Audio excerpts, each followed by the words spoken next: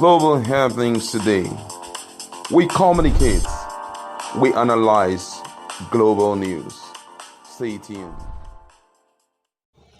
Hello, beautiful people. Welcome back to Global Happenings Today YouTube channel. Ever since Bola Tinubu's legal team have written out their own addresses, the final written address for PEPT, that's Presidential Election Petition Tribunal, there have been so many reactions. Of course, Labour Party have reacted. For more information on that, please check our playlist for that. But PDP have decided also to call them out. Remember, there will be the INEC final written address. There will also be APC final written address. Hopefully before today runs out, we'll give you updates on all their final written address. Then they will have about 7 days interval for both Labour Party and PDP to respond to all these written addresses. But let's find out what they got to say, what PDP has got to say. Well, according to the news, People's Democratic Party, PDP has accused the legal team of the All Progressive Congress and President Bola Tinubu of threatening the judiciary in his written address to the Presidential Election Petition Tribunal, PEPT. National Publicity Secretary of the PDP, Honorable Debo Olugunogba, said this in a statement in Abuja. According to him, noting the address was nothing short of pre-emotive move to intimidate the judiciary, Olugunogba said, and I quote him, "The PDP asserts that the threat contained in the written address by lawyers to Asiwaju Bola Tinubu and the All Progressive Congress APC to the Presidential Election Petition Tribunal court is a preemptive move to intimidate the judiciary." The statement reads, and I quote, "The statement by the lawyers in the said written address threatening crisis and anarchy in the country in the event of the court ruling that their claim did not meet the constitutional required 25% vote in the Federal Capital Territory FCT is subversive, an affront to democratic order, an assault on the corporate existence of the nation. It is alarming and disturbing that the APC externalized to the public their final written address in which they also threaten national peace if the court upholds the clear provisions of Section 134 of the Constitution of the Federal Republic of Nigeria 1999 as amended with regards to the mandatory and statutory requirement for which a candidate in a presidential election can be declared winner. The threat, either through counsel or officials of the APC, is calculated to intimidate and harass the judiciary and indeed Nigerians. The PDP holds that the clear intent of the APC is to blackmail the court and emulate the independence of the judiciary to discharge its duties in accordance with the dictates of the law.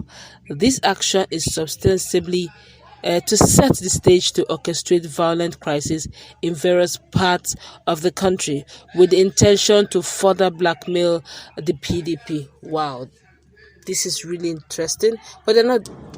And the PEPT, that's Presidential Election Petition Tribunal, so through court. He continued by saying, "We ask, why is the APC externalizing their final written address to the public? Is the APC being preemptive and now seeks to heighten tension, subvert the judicial process, and trigger anarchy, having realized the weakness of their case before the Presidential Election Petition Court or Tribunal?" The PDP, however, cautions and emphasizes that Nigeria is a country of rule of law. The statutory requirement for a winner in a presidential election as provided by the Constitution of the Federal Republic of Nigeria 1999 as amended and the Electoral Act 2022 are clear and unambiguous. The APC must therefore respect the provisions of the law and allow the judiciary to discharge its duties independently without threat, intimidation, and coercion. Contrary to the doomsday claims of the APC and its lawyers upholding the provisions of the Constitution and the laws at this point, will rather promote peace and stability in the polity, deepen our democracy, and engender confidence in the institution of the judiciary. The PDP calls on Nigerians to remain calm, at alert, and hopeful in the ability of the judiciary to dispense justice accordingly. There have been reactions to that. Many Nigerians have been calling out. Remember, this is not the final written address of PDP.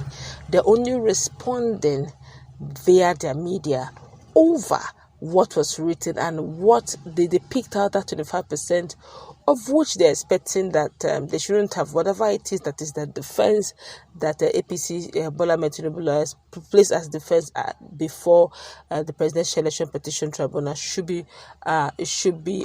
the election based, it should be electoral based, and has nothing to do with Nigerians. Of course, Labour Party have reacted to this as well, also calling Nigerians to remain calm and all that. But I guess that's the technicality, because I could still remember during the beginning of this whole PEPT case, that's Presidential Election Petition Tribunal, there have always been this call for justice, but rather people were sensing that the APC, the Bola Tinubu Shetima lawyers and INEC will probably want to come through the grounds of technicality. And I could also remember during the whole process, some of the top lawyers, or some of the top judges in the Presidential Election Petition Court, which doubles as the Tribunal as well, had actually said that they are going to make it evidence-based. They're going to make it that they are not ready for technicalities. There's no need to begin to do unnecessary objection here and there. If they have all agreed that CTCs are admissible, they said yes. CTCs are certified true copies.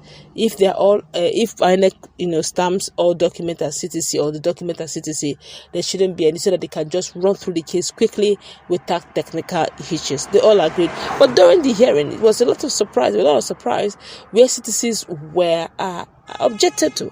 And of course, if you also notice, the judges did not, waste so much time in admitting them and tagging them the required keys and exhibits necessary, simply because they've actually gone past that stage. There was this agreement, this truce they called, that so that we can have a smooth ride. And of course, even the lawyers of APC, lawyers of Bola Tinubu, Shetima and ANEC, said they are going to get whatever objection they're making, they will put it in their final written address. It was about quite a lot of pages they wrote, but what people could pick was the major ones, the normal preliminaries. They did a lot of case studies of so many cases that happened, and in all of that, what Nigerians could pick was that part of 25%. And the PDP and Labour Party are saying, look, the law is not ambiguous.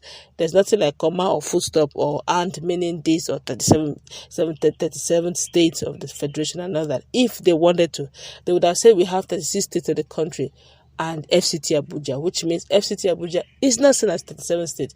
If not, those who brought states and capital would have said we have 37 states in the country. But what they say, we have 36 states and capital in the country and FCT Abuja, which means FCT has a special placement of some sort that does not make it a state, because there are a lot of features of a state that FCT Abuja doesn't have, and that's why it wasn't recognized as a state technically. But whatever the case is, that's where we go wrap it up. That's within our conversation. What's your take? Have a